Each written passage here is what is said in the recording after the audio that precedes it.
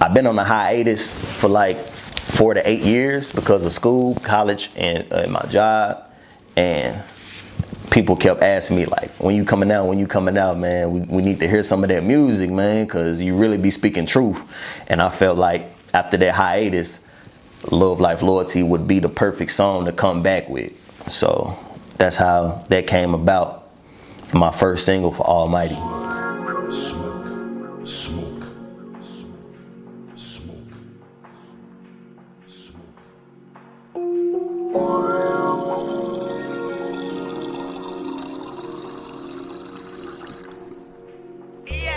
Basically, Love Life Loyalty is a beat that was produced by Gregory Renard, aka DJ Young Vamp, co-producer from Belgium. Now, I bet y'all wondering how somebody from all the way from America finds somebody all the way overseas in Europe. Well, I came across DJ Young Vamp page on SoundCloud. I don't remember how I came across his page, but I just did somehow. When I heard one of his beats, it just caught my attention and I fell in love immediately. When I found out he was from Europe, I was like, dang, the boys over there in Europe get down like that? I knew hip hop was worldwide, but I didn't know they was coming with heat like that overseas. If you heard it, that man, it's just the saxophone, the sample behind it, and the bass and the kick, man, just it automatically move you. And I'm one of them artists that I can't touch a beat. If it don't touch my soul, I can't touch a beat. The beat has to touch my soul. It has to move me in order to drive my pen. And DJ Young Vamp, he just elevate my pen game when I hear some of his music like that he create. And man, it's just from one artist to another. His creativity drive my creativity. The way I write, I don't start from line 1 to line 24. I actually start, this right here is gonna be line 12, and this right here is gonna happen when the beat break down right here. I'm gonna say this, and this is gonna be my last line. Like I do it unsequenced. If you pay attention to how Love Life Loyalty is structured, you'll see that the word love, the word life, and the word loyalty is kept throughout the whole verse. It's keeping the theme going, so it's kind of cool how I structured the verse, because it's throughout the whole song. Got messages from the people like, where you been, boss? I took a break from the rapping, but never love lost. The first 2 lines, you know, people been hitting me up on Facebook, Twitter, social media, any kind of social media platforms, asking me, do I still do music? And every time I see one of the messages, I be feeling bad, man, especially in public, not just on social media, in public. Like when I'm at the mall, at a restaurant, they run into me, like, man, you still making music, man? You still on it? You know, so, you know, I just felt bad every time somebody asked me that, so I knew it was time. You know, it was time to get back to making music, man. And at the time I wasn't, because I was focused on school, and because the College of Engineering is a rigorous program, you know, so I had to set music and all that to the side. But even though I was in school, I was still writing, I was still making music, but not at the same rate as I was when I was in high school, just putting out music back to back. Even though I had to do that, the love for it wasn't lost. You know, it was never lost, but I had to do what I had to do to handle my responsibilities. So it was just a situation of responsibilities come first before anything. I did the College of Engineering and my paper tight. I got the talent, but also got to get the business right. I ain't have a job. I had a job in high school, but when I was going to college, you know, I had to quit my job and I had to focus on school. Had, like I said, handle responsibilities. I had to put music to the side, I had to put my job to the side in order to focus on this rigorous curriculum. When I graduated 2014, it wasn't over the end. Then when I got my job, I was new, so I had to learn the ropes. So that's more time I had to set music to the side. So I'm taking like an 8-year break, 8-year hiatus. I did the College of Engineering, I graduated, you know, got a job, sure, now my paper tight. Now it's time, now I got the time to start getting back to the music. Gotta master the game and keep my eyes wide, keep it balanced and versatile on either side. Yeah, look, I've been doing this, man, since 2002. What, that's like 16 years? So over time, you know, your talent just developed, man. I'm cold with the pen. you know, cold with the lyricism, but where a lot of artists fail at is the business side. So now I'm just learning that business, trying to take the time to really learn it. If you don't learn the business, you're gonna have to hire somebody to do the business for you, and that's the last thing you wanna do unless you really trust that person. You gotta keep it balanced and versatile on either side, both like I said, that talent, that creative side, and also that business side. You want it to be equal. You don't wanna, you know, have any kind of variation in that. It ain't a thing, make the words bleed and the pen stride. All the people who motivated me been died. If I find a beat that move me, it ain't a thing to let that pen stride, you know? It glide with ease. Like Bruce Lee said, you move like water. Stride, real stride. You ain't struggling, no writer's block, no nothing. It's stride. I had a lot of friends who motivated me who passed away, you know, from Tyrell, who about to be explained in the next line.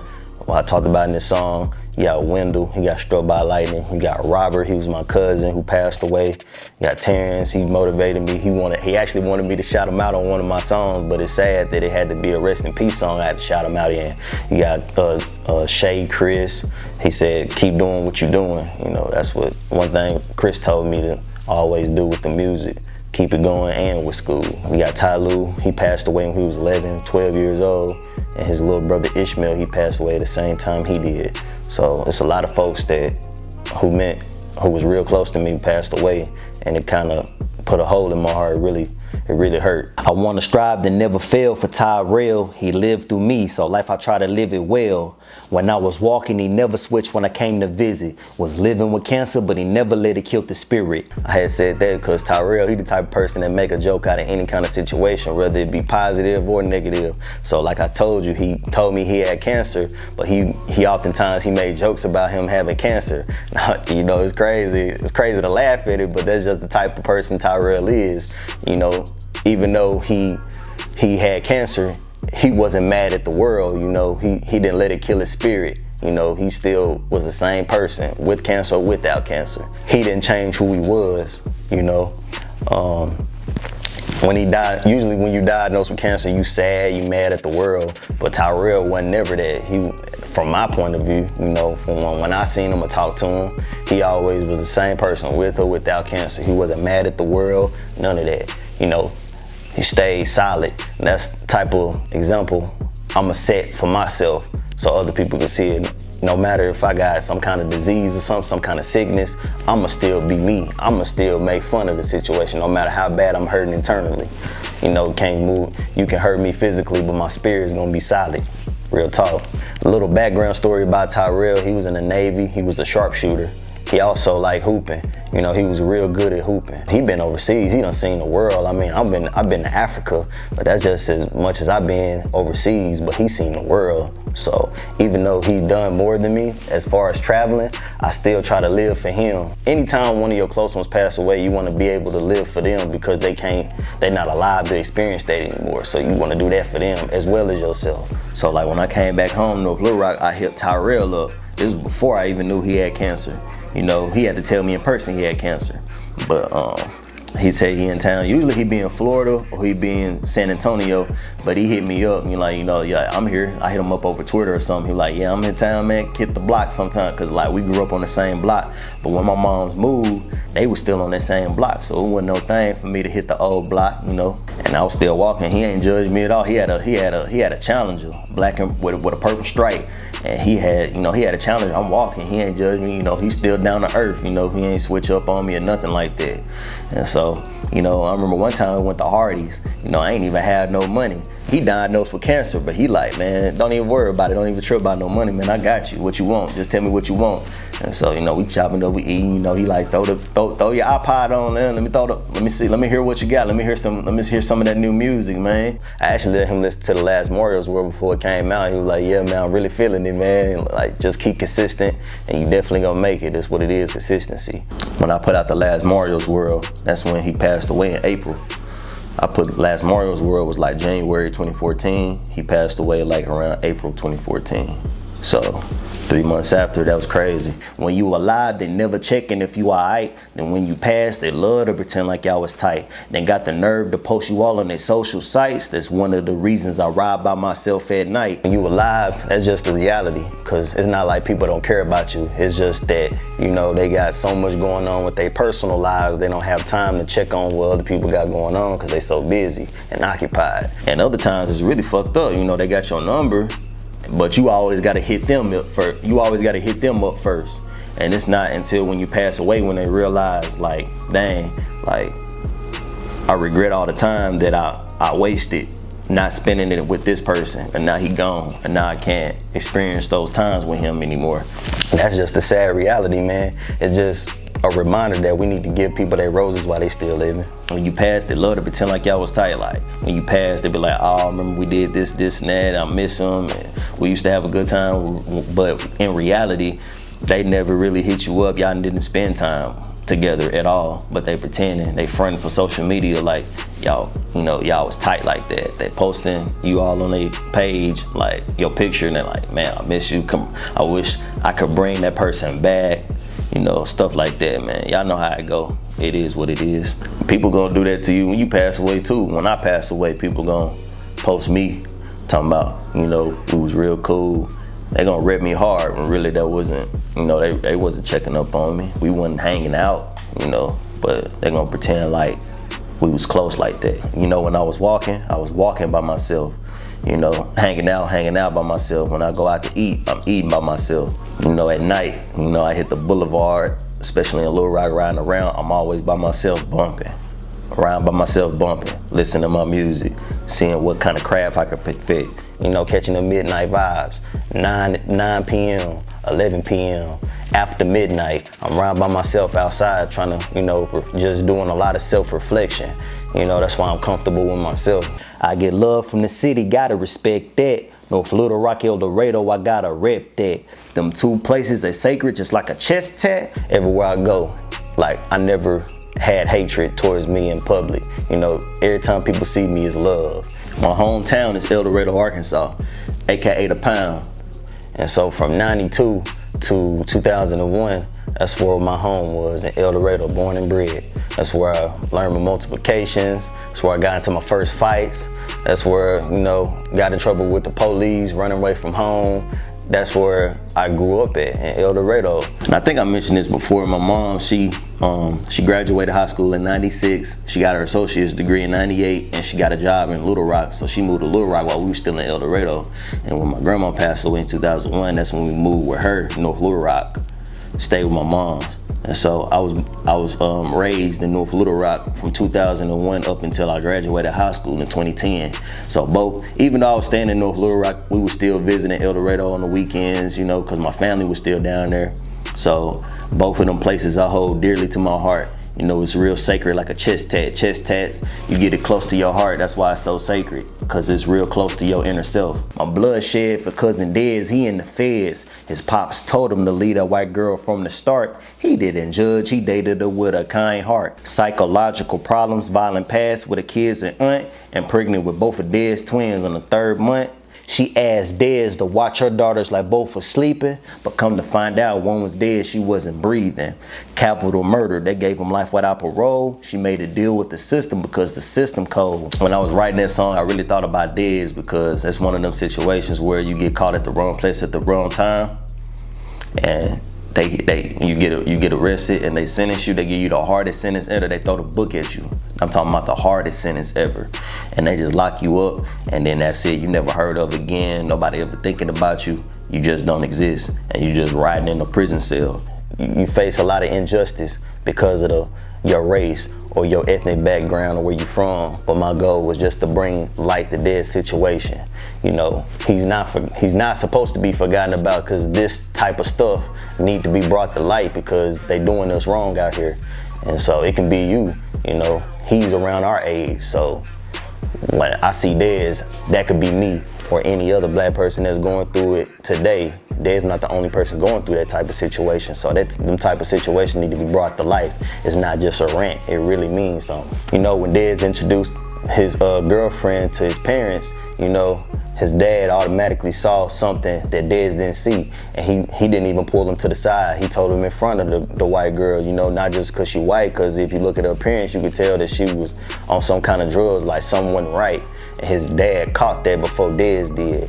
He just basically told the girl, you know, it was nice to meet you and all, but Dez, you need to get rid of her, because she look like she ain't up to no good. And you know, Dez, he got a kind heart. He not just gonna leave somebody stranded, especially since she got 2 kids. She got 2 daughters. That's what happened when you got a kind heart. You know, people see that and they take advantage. Drug abuse, she was dealing meth. She got arrested for that. She in and out of jail, drug addict. She was on drugs, doing drugs. She was abusing her kids. She was abusing her auntie and her grandma. And it's all, I know this because it's all public record. You can look it up online.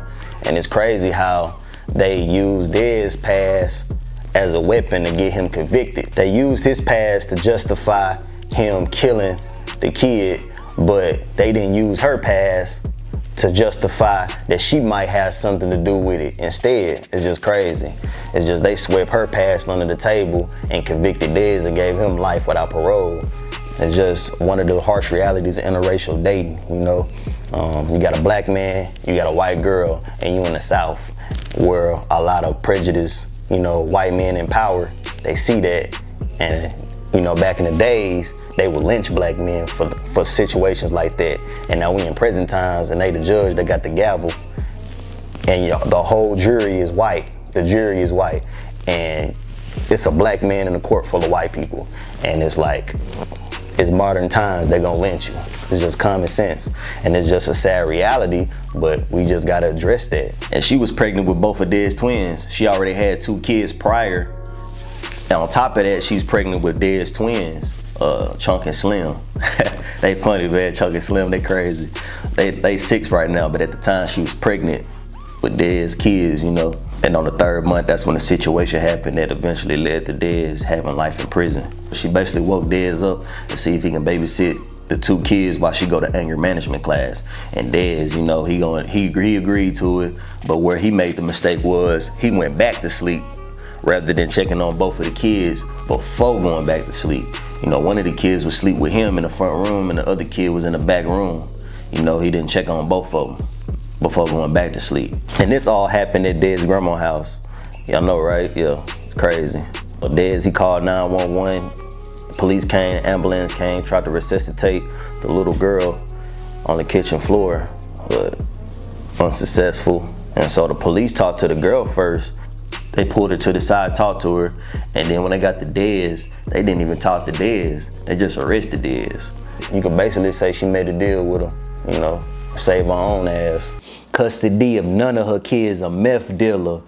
Dez's parents raising the twins, so who's realer? Prior to having Dez's twins, she had 2 little girls.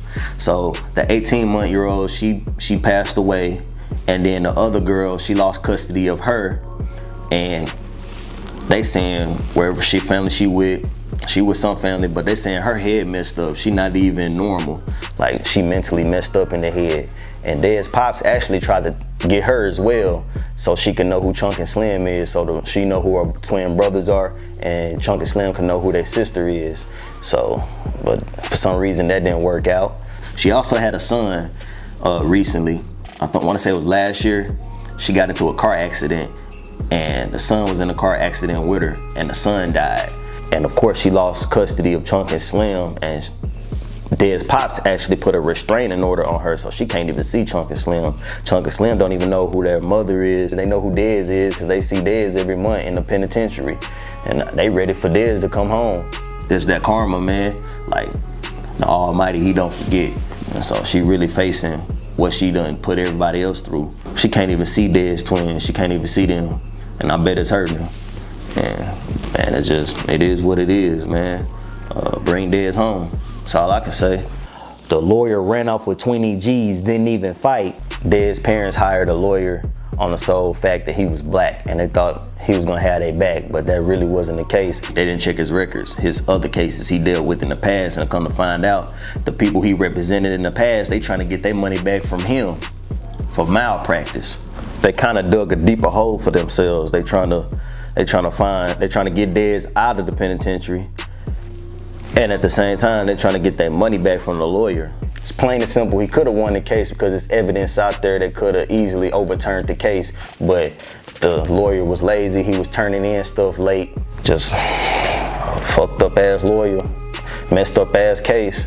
And so when you get a bad lawyer, you're gonna do life, and he's sitting in there for a long time. It's been 6 years. The main reason why he's sitting in there, and a lot of black men sitting in there, is because they need to gather up all this damn money to fund for a lawyer.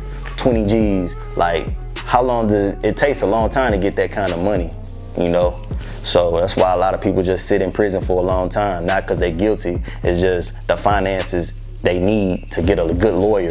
And man, it's just crazy how it's like the court system is just one big game. It's like one big game, and you know, you're really playing with somebody's life in real life, but it's just all one big game to them. You gotta be careful on who you love into your life. That's just a very important life lesson. You gotta be careful who you let in. You know, you can't be nice, you can't be, you can be nice and calm-hearted, but at the same time, you can't let toxic people into your life. It's just not good for you. So no matter how good you are and you think you can change somebody, you can't change somebody who don't want to be changed. That whole purpose to come in your life might be to bring down yours. So you gotta protect yourself. That go with any aspect, from dead situation. You gotta be careful who you bring into your life. That can be your downfall, or they can help elevate you mentally and spiritually. So you really need to take heed to who you let into your life, the company you keep. The love of my life didn't show my life love. Neglect and pain, she gave her heart to a scrub. That's basically one of them situations where I really had this strong feelings for this girl, but you know, she was in this relationship with this whole nother dude, and you know, when they fall out, she go her separate way, he go his separate way, you know, they go their different paths, but she's still really not done with him. It's just one of them things that if you meet somebody and they still in a situation with somebody else, you need to make sure that they done with that situation before they decide to move on to something else, because that can really lead you on. We was talking for 3 years, and it's like, man, the type of messages, the conversations we have, it was like real deep conversations. A lot of freaky stuff too. But but you know, the type of stuff I know, you know, the type of stuff she knows, it's like you would think that we going somewhere, but wasted 3 years of my life. Well, I wouldn't say I wasted my life, but it was just all a learning experience. It's just, I learned from it. I know what I like, I know what I don't like. She still tried to convince me that she ain't meant for me. As time progressed, you know, she was kind of giving me them hints that, you know, she wasn't really fucking with me. You sure I'm the one? How do you know I'm the one? Why do you like me so much? Just stuff like that. She's like, don't put all your eggs in one basket. Trying to make me question myself when I was sure. I was definite, but she really wasn't, because she haven't left that situation alone before moving on, you know, but you know, they still together or whatnot, you know. I got the short end of the stick. If I can go back in time, I do it differently. It's really two meanings. It's basically all perspective how you look at it.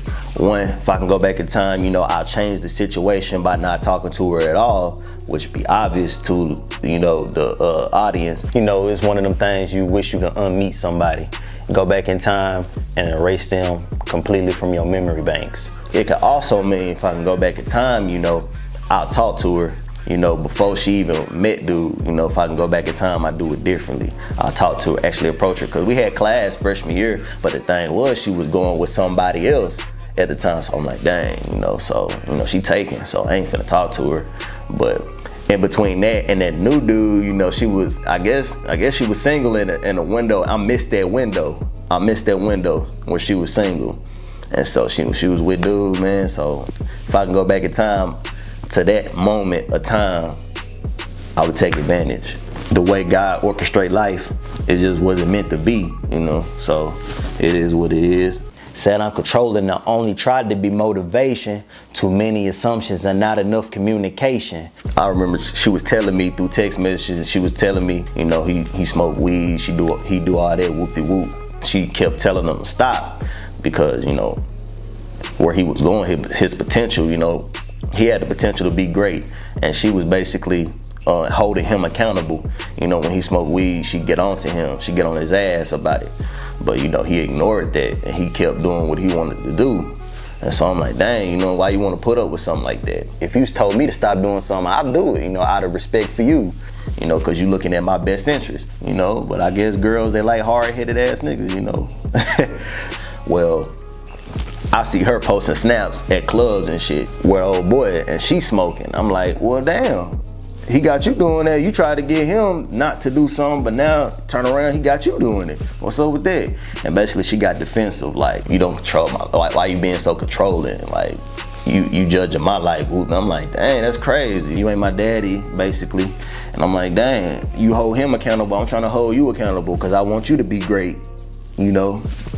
But I guess she ain't see it like how I saw it. Her perception of herself and my perception of her are two totally different things. And she hanging with people who, you know, twerking in public. I'm like, that's not you. Like, you know, y'all can't be acting crazy like that in public because you don't know who know y'all and who can get the word back to y'all manager or whatnot. You don't know who, and y'all acting a fool in public. I'm just holding her accountable. And she took that as I'm being controlling. And so it's just one of them situations where it's not a lot of communication, just too many assumptions, not enough communication between us. And that's the main reason why people fall out, because they don't have a lot of the communication ain't there. It's just a lot of assumptions, and assumption kill. The most valuable woman, my mom's the only one. The day that she passed, I ain't ready for when that day come. My grandma, she passed away from breast cancer. My great-grandma passed away from colon cancer. My mom's, she had breast cancer, but you know, she got that taken care of at the early stages. And like, she the only woman left. Man, like, growing up, every time I feel down or something, like feel sad or frustrated about something, she always say something and it just made me smile. It's like she got that type of power, cause I'm her son. I don't know, man. She just got that type of power. She just made me smile no matter what situation. If I'm mad at something or if I'm mad at her, she always know how to just make me smile, turn it around. I got friends whose moms passed away, and I'm like, man, they real strong in my eyes, cause if my mom's passed away, I don't know what I would do. So, yeah, she the most valuable woman. Even though she the biggest hater, she my biggest hater when it comes to music. She my biggest hater, man. But that's what it is. You gotta have haters to motivate you. Talking to you. Ain't no secrets in the mind of the one that's seeking. Signs and symbols, the wisdom in them worth keeping. With that, I was just putting a little knowledge in there. So basically, if you going around seeking, you ain't got no secrets yourself, because you going around looking for the secrets. So basically, you searching for information, you ain't got the information yourself.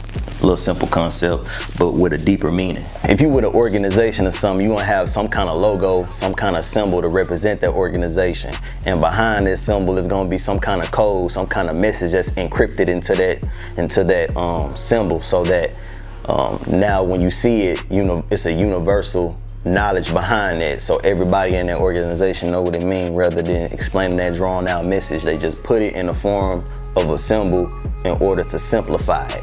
So that's basically what that is. Signs and symbols, there's a lot of wisdom behind them symbols and stuff. The symbols really mean something. Like a pitchfork for the disciples, it really means something. Like trays for the black disciples, it means something. The Star of David, it's a symbol that has meaning behind it.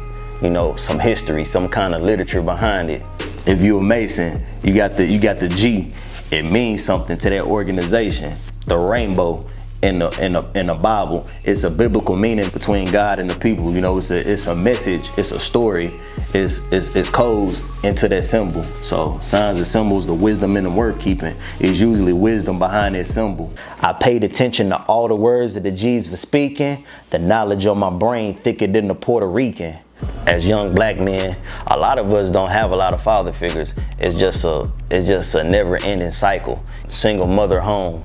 So that resort to you going to the streets. The streets play the father figure role. Back in the days, it used to be a lot of OGs. And so now that the OGs either dead or gone, locked up, life imprisonment type shit, it's not a lot of structure in the streets. When you rely on the streets to be your father figure, that leads down a dark path to either following the same cycle, either death or jail. I was fortunate enough to have those OGs. So basically growing up, I was a knucklehead, doing all kind of knucklehead stuff. I was the smallest out the group, so I really had to fight off people. So in order to let people know not to fuck with me. You know, I was the enforcer. I was like Joe Pesci. I'm popping stuff off in the fight. I'm always popping the fights off. I'm robbing people, mugging them. They shoes, what's in your pockets, I'm running through them. Home invasion, shoplifting, the whole nine. And so the OGs, you know, they saw what I was doing, you know, and they pulled me to the side like, hey man, you know, I see what you're doing out here, you know. If I catch you doing this again, I'm gonna violate you, you know. Violate is just being, they're gonna discipline you, you know, because growing up, you ain't got no father. But the OGs, they, you know, I'm gonna be your father. You're not supposed to be doing this, that, and third. This is actually the path you need to be taking.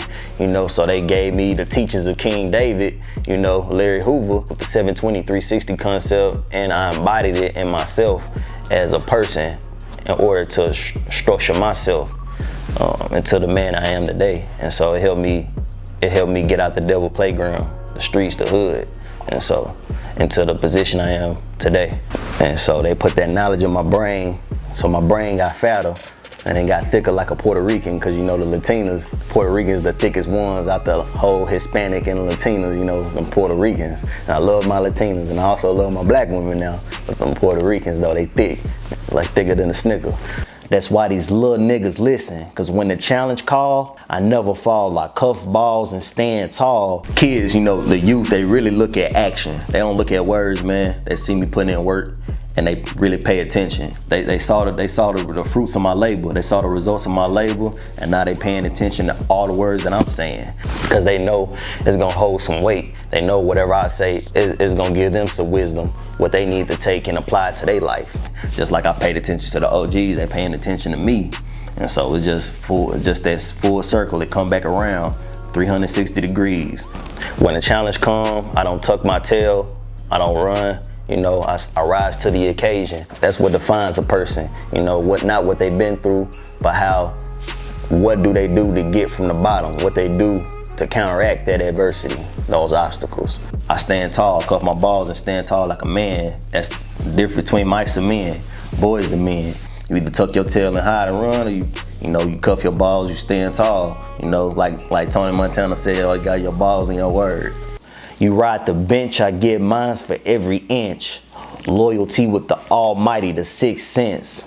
You know, any aspect of life, whether it's school, whether it's my job, whether it's music, real estate, networking with people, some kind of competitive sport, video games, you know, I take advantage, you know, I go to the fullest, 100%. While you riding the bench, watching from the sidelines, you know, we in the game, we in the battlefields, we in the trenches, we really getting active.